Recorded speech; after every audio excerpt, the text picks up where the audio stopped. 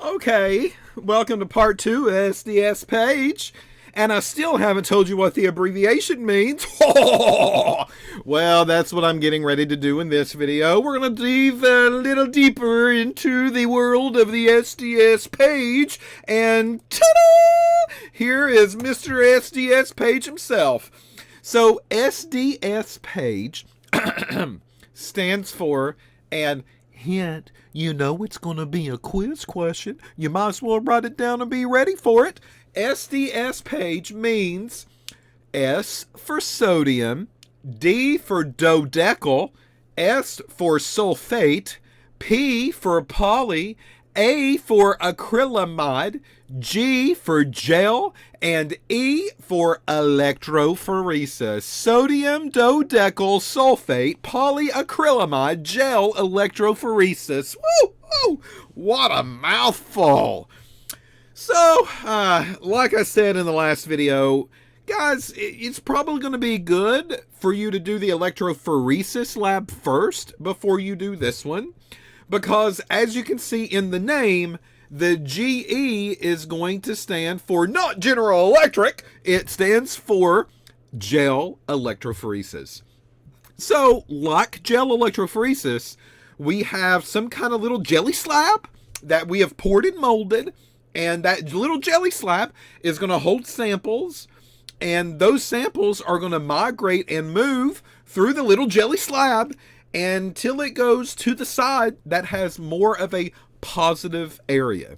So the basics and the fundamentals of gel electrophoresis are at play here, and I'm not going to go into that much detail with the gel electrophoresis part so much, because, like I've said over and over, it's probably going to be better for you to do the gel electrophoresis first before you come here and do the SDS-PAGE.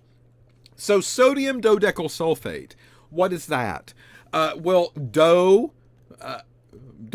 re, mi, no, okay, do means 2, and decyl means 10 in the world of organic chemistry. So dodecyl means 12 something. Well, 12 what? 12 carbons is what that stands for.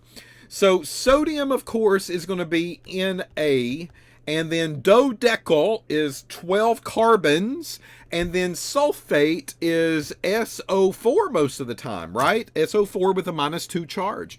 So, I mean, that's what we learned in general chemistry. Sulfates were SO4s, so things like sodium sulfate, potassium sulfate, calcium sulfate, magnesium sulfate, woo, woo, woo! Those were ionic pieces and ionic salts, and sulfates were a negative piece of that ion chart that we referred to in the general chemistry class, if you've taken one of them. All right, so this gives us an idea of what SDS is. It is a sodium piece, and it is a sulfate piece, and there's 12 carbons in total that we are including in this kind of conglomerate molecule, and that is known as sodium dodecyl sulfate. So the polyacrylamide gel electrophoresis, polyacrylamide is actually the material that the gel is made of.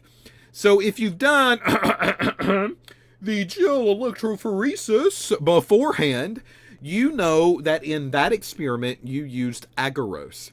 Agarose was dissolved in some water. It was put into the microwave. It was heated. You made a very homogeneous solution that was very clear. It looked like water. You poured that into a casting tray and a mold in order to make your gel with. Well, this is very similar, but we don't use agarose. We use polyacrylamide instead, or a version of polyacrylamide. And I'll talk more details about that in just a minute.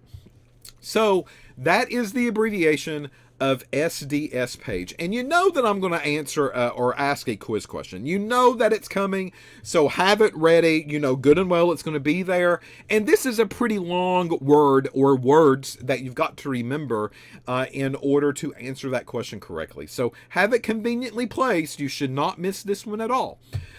This was invented by a man with the last name of Lamley. Lamley, you're seeing here in the picture to the left, And Lamley, actually, we have a Lamley buffer that we use in SDS-PAGE, but he was kind of the first one to separate these types of things in the protein world and blah, blah, blah, blah, blah, blah, blah, blah. So we name it after him, and that process, or that buffer at least, is named after him. So that way we can remember good old Ulrich Lamley whenever we do SDS-PAGE from here on out. SDS-PAGE works great for proteins, and that's, of course, why we're doing it. It is a modified version of gel electrophoresis, and instead of DNA and that type of work, we are focusing on proteins instead. So it's great for protein work, and that's exactly what we're doing, but not all proteins. These proteins are going to be anywhere between 5 to 250 kilo Daltons. That's what those are. So kilo means 1,000. So keep in mind 5 times 1,000. So that's 5,000 Daltons. And then 250 times 1,000 is 250,000 Daltons. So that's a kilo Dalton as a unit. And the reason that I'm stressing that is because I'm getting ready to show you a table later on in the lecture video that regards this word Dalton, or the size of a protein or a protein fragment. All right, so basically proteins are separated based on the molecular size. So this is just like gel electrophoresis. There is no difference here, and the big globby molecules stay up at the top of the gel, and the little bitty molecules zoom right through, and the smaller ones typically go to the bottom, and the bigger ones stay up at the top, and they travel a little bit slower because they're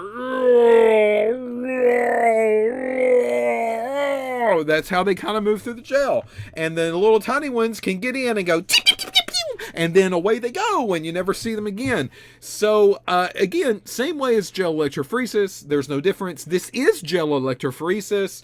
It is still the basics of electrophoresis at its heart. It's just a different type of material and different types of samples that we're using here. That's it. That's the only difference. So SDS is what we call a surfactant, and the purpose of the SDS is to take these big globby molecules, and the problem with proteins is that the 3D shape can be a problem. All right, so meaning that we can have a big globby molecule, and it's just big and bulky, and it's blah, blah, blah, blah, blah. And then we can also have a protein that's a little bit more condensed, and that more condensed protein maybe could have higher kilodaltons than the other one, but it's just more compact. And now all of a sudden they're going to maybe have a chance to migrate through the gel in a different way. So if the number of base pairs, simply the number of base pairs determine the movement, it looks like the number of base pairs, the higher they are, the more they stay up at the top. But that's not necessarily the case. And that's because it's the 3D shape that these molecules take on that can also cause an issue. So this one might have a lower number of base pairs, but this one is simply bigger. And due to that, due to its bulkiness, it's going to move slower than something that might have a higher number of base pairs, but is a little bit more compact. And we don't want to take those chances. We don't want to take those problems when we do this type of lab procedure. So because of that, what we have to do is that we have to denature. And denature a protein means take this big globby molecule that we've been talking about, and we're going to simply put it in the presence of some heat. Most of the time, that's all that's needed, just a little bit of heat. And once we put it into the presence of some heat, what we get now is our primary chain of amino acids. That's all that it takes. So we can take a tertiary structure of a protein, we can heat that up, maybe with a little bit of help if we need it, but we can heat it up mainly, and by heating it, we go to the secondary form, which is just the basics of how these things are connected together. And then if we continue to heat it, we can break those bonding things that begin to take place, and we can stretch this protein out into its amino acid chain. So think of this again as a train of amino acids. That is what we've done here. So the order of amino acids from beginning to end, and it's all exposed. Well, the thing is that we don't want this primary structure to cool down, and then on top of that, go back into its original form, because proteins can mold themselves back on themselves like they used to be if you don't prevent that from happening. Some do, some don't, but many of them do. So if I go through the process of taking the big globby protein and stretching it out to the primary structure of the amino acid, if I don't do something at this moment, if I don't do something at this moment at all, then this particular molecule, this protein, can fold back onto itself and go back to the original start position. I don't need that to happen. So what goes on is that I begin to load the surface of that protein down with a surfactant. And that surfactant is SDS, which is sodium dodecyl sulfate. So it takes this protein and it will mask it, and it prevents it from folding back on itself. And now we are simply comparing apples to apples. We are looking at the number of base pairs, because that is longer proteins or shorter proteins. And that is what's going to determine how these things are going to begin to separate into the gel. So this is a problem that I'm going to experience with proteins that I maybe didn't experience with the DNA piece. And that's okay, because the simple way to fix it is add sodium dodecyl sulfate. All right. So this will mask the protein, it keeps it straight, it keeps it in its primary form, and now we really are separating proteins based on the number of amino acids that we have. So again, I'll take this big blobby thing over here to the left, and then I'm just going to heat it up in a hot water bath, like close to boiling many times. So I'm going to superheat it just for a handful of minutes, and then pew, pew, pew, chop, chop, chop, chop, chop, chop, chop. That molecule will undergo all of those things with those sound effects, by the way. That's what goes on. And it takes it and it strands it out into its primary structure. So the primary structure will begin to look like this on the atomic level. So we see our carbon, carbon, nitrogen, carbon, carbon, nitrogen, carbon, carbon, nitrogen, carbon, carbon, nitrogen, carbon, carbon, nitrogen, carbon, carbon, nitrogen. This is the chain of amino acids that we're talking about. Remember, those are peptide bonds. So the amino acids are getting connected to each other through peptide bonds, and it's making this long carbon-carbon nitrogen train of primary structure. And then off of these carbons, pew, I see an R group, pew, I see an R group, pew, I see an R group, pew, I see an R group, pew, I see an R group. You do it with me. I see an R group. I mean, that's what these are. So that represents different amino acids that have been connected together. So in this particular one, it looks like a CH2 with a CO and O. And on this amino acid, a CH2 with this big ring and an OH group. On this one, a CH2. And then on this one, a CH2 with a C double bond O. I mean, you get the drift, right? It doesn't matter what order they come in. It's just coming in an order. That's all that matters. So the individual amino acids that are connected together in the order that they are connected is what makes that protein different from other proteins. It's as simple as that.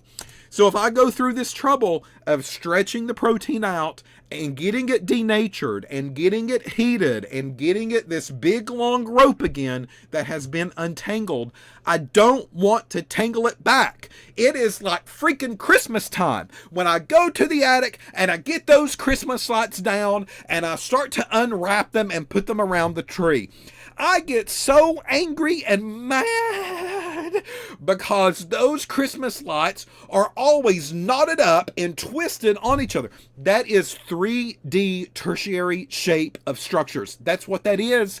And I go through the problem of denaturing it. I go through the problem of taking that blob of Christmas light wire and I untangle it, and it takes me hours and hours and hours and hours, and the last thing that I want to do is have someone to come behind me and pick up that Christmas light strand and look at me with a weird little grin, and it is like the devil incarnate comes out, and they take the wad of lights and they just blah, blah, blah, blah, blah, and they go ha ha ha ha, and then they run off, and then I gotta go do it all over again. Why Why? Don't put me through the torture. So in order to prevent that rattling back up and all of those knots and all of those twists and all of those bends, we introduce SDS, which is sodium dodecyl sulfate. That is the purpose of that. So SDS is going to make my life so much easier at Christmas, because SDS goes around the Christmas tree light strand and it prevents it from twisting and curling back on itself, and it keeps it as a strand, so that way I can take it around the trees and around the reefs and out on my front porch and do what I need to do with it without getting angry and taking a temper tantrum fit, because it always happens, by the way. And by the time the evening is over, I am ready for Christmas to be over. And I am like the Grinch that stole Christmas, because I want to take every wad of Christmas tree lights and throw them away. So SDS has come to my rescue, because it prevents that folding back up that can take place with the protein. Here's just another depiction of that. Here over to the left is a big blobby molecule, and that blobby macromolecule is a protein that has some sheets and that has some alpha helixes in it. And I can see that because those are kind of the gold curly Qs and kind of flat ribbon areas of that particular type of protein. And I add some SDS. All right, so 1 and 2 and 3 and 4 and 5 and 6 and 7 and 8 and 9 and 10 and 11 and 12. Oh, look, 12 carbons, and that 12 is dodecyl. That is what dodecyl and the D stands for. The A is sodium, so that's the S. And the SOOOO with that negative piece, that is the other S at the end, SDS. So S is sodium, ta-da, cation, and then the D is dodecyl, 12 carbons, and then the other S is sulfate, and ta-da, there's the anion. So SDS is going to be present when this protein unfolds and unravels, and that SDS will begin to latch on to the surface of that primary structure, and it prevents that raveling or winding back up of a protein that begins to happen. So that's the great thing about SDS. That's what we want to happen, because that's the only way that we can ensure that we really are comparing base sizes, but in particular with the proteins, amino acid sizes of proteins from one to the other. All right. So these things, if you take a look, 12 carbons in total, and then this blue blob is our negative pieces. So there they are. So that's coming from the sulfate. And this sulfate is coating that primary structure with a negative charge all the way down. And that negative charge is what makes these proteins negative. And that, ladies and gentlemen, is what makes the proteins migrate toward the positive charge of the electrophoresis chamber. So we are playing off of charges. We said that from the very beginning. And now we know how these proteins are going to be charged, because there's so many different choices. 20 amino acids, and they all have positives, and they all have negatives, and they all have these R groups, and they're all different. I mean, there's so many things that are going on here.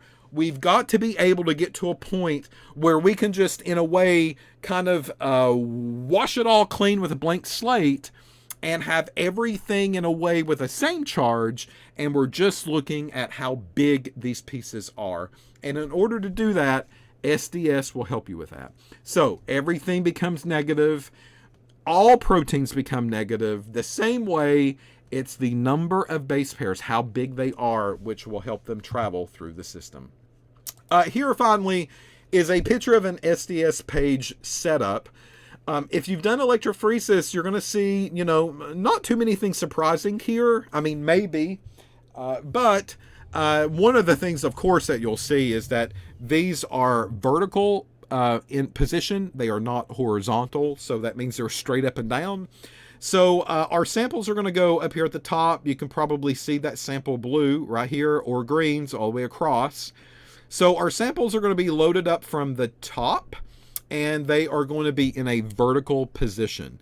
That's one of the ways that this is different than electrophoresis. Typical DNA electrophoresis is horizontal. So you do load it from the top, but it will move sideways, not up and down like SDS-PAGE does. But you will see that the proteins will begin to migrate down, and our positive charges will be down here at the bottom. So over to the right-hand side of this image, that is what you're going to see in summary. You're going to see a protein globby, and that protein globby gets heated up, and SDS covers the surface of it to create negative pieces.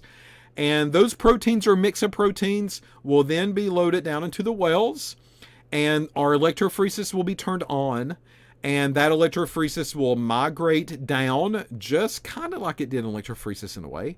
And these proteins will begin to band out, and they begin to separate.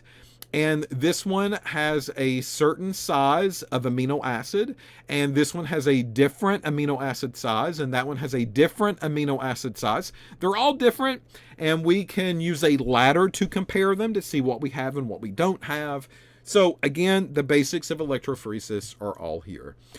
Next up, what I do want to talk about in the SDS-PAGE, sodium dodecyl sulfate polyacrylamide gel electrophoresis, is that this gel is slightly different than the agarose. Not only is it not made of agarose in regular DNA electrophoresis, this is a acrylamide-based gel, but we also have two areas of the gel. And area number one up here at the top is going to be called a stacking gel. And then area number two down here, which is basically 2/3 of the gel at least, that is called the running gel. So this gel is made slightly different, and there's two realms of the gel, if that's how you want to think of this.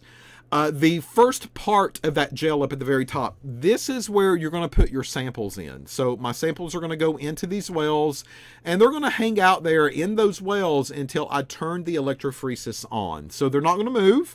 They're just going to sit there and do what they need to do. Well, the stacking gel is often made a different way, and we'll talk about that in just a minute, but it's made in a different way.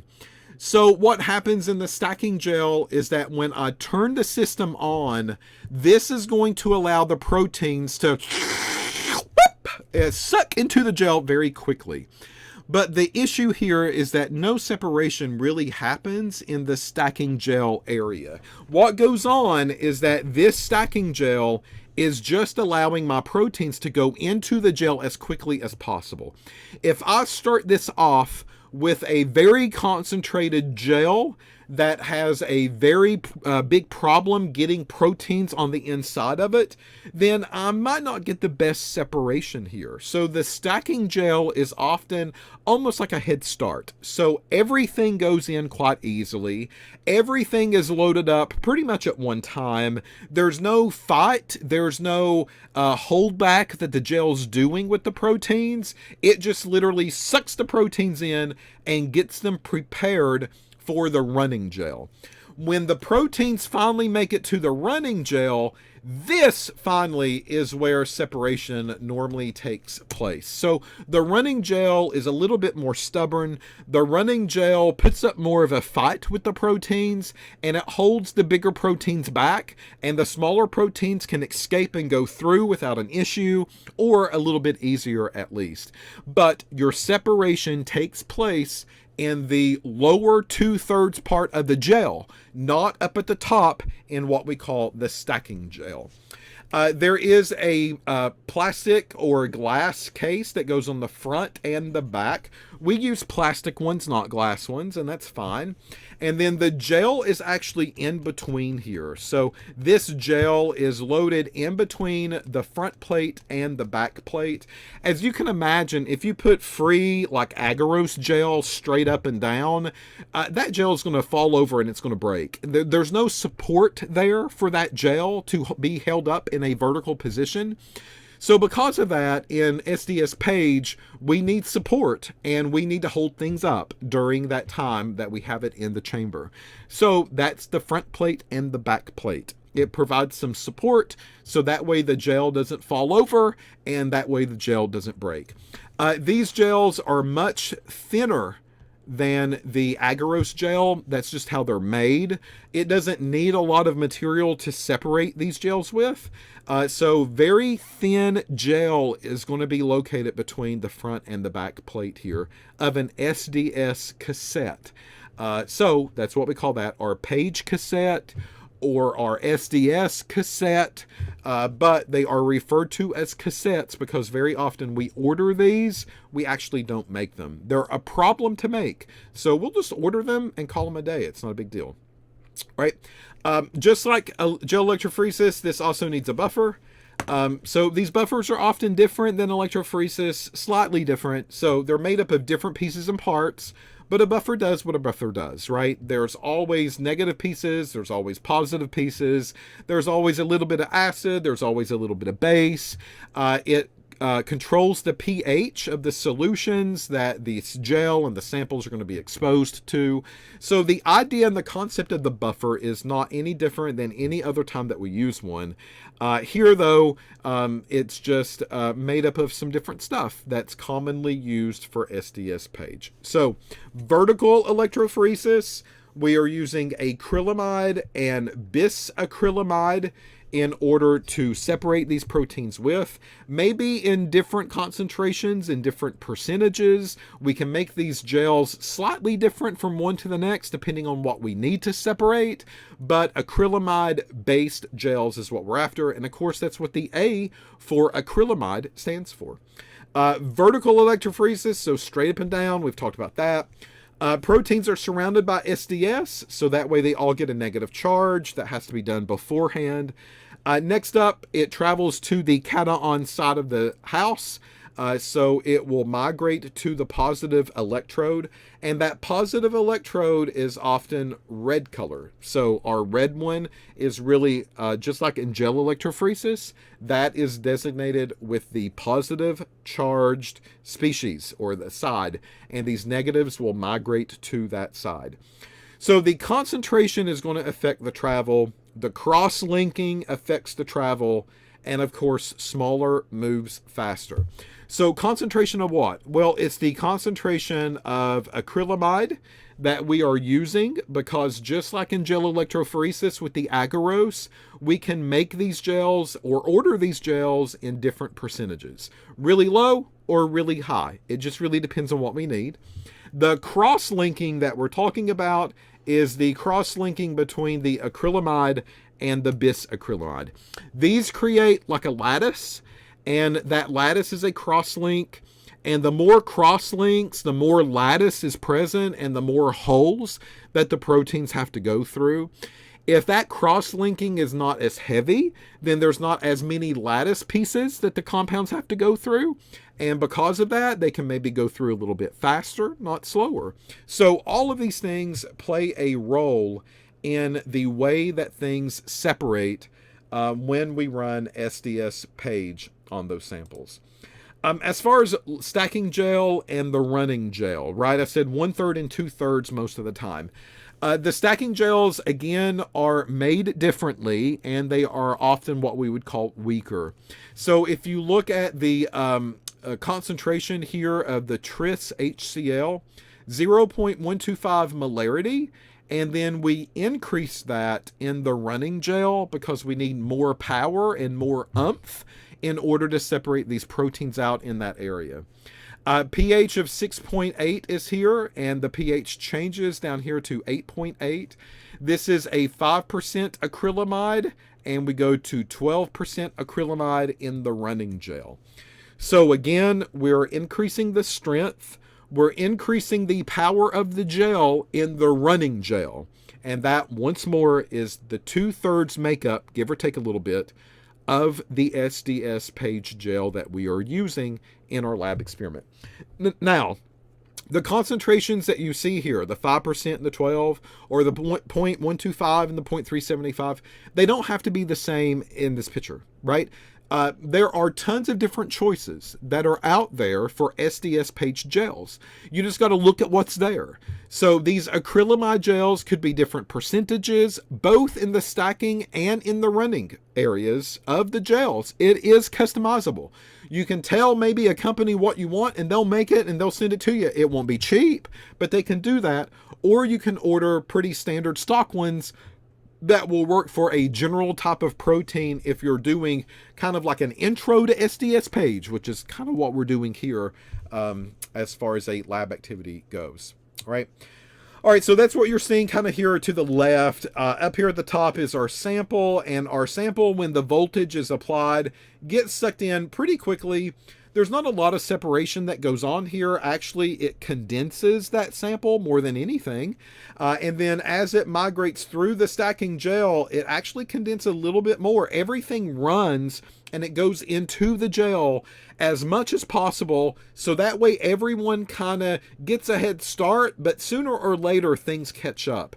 And we condense our sample here into one band that hopefully is very narrow. That is the purpose of the stacking gel. Once it leaves the stacking gel, that band that is very narrow will then begin to separate, hopefully, into the individual proteins that are present, and we'll get a band for each one of those proteins. As the gel begins to move, as the gel continues to migrate throughout maybe an hour to an hour and a half, roundabout kind of time for an SDS-PAGE gel, we start to see more separation in the bands and then more separation in the bands, of course. Very often, these are going to be like 60 minutes or 90 minutes of runtime. If you're using an SDS-PAGE, please don't have to be anywhere in a short amount of time, because just running it alone will take an hour to an hour and a half of your time before you can take it out and do any type of measurement or any type of staining with it.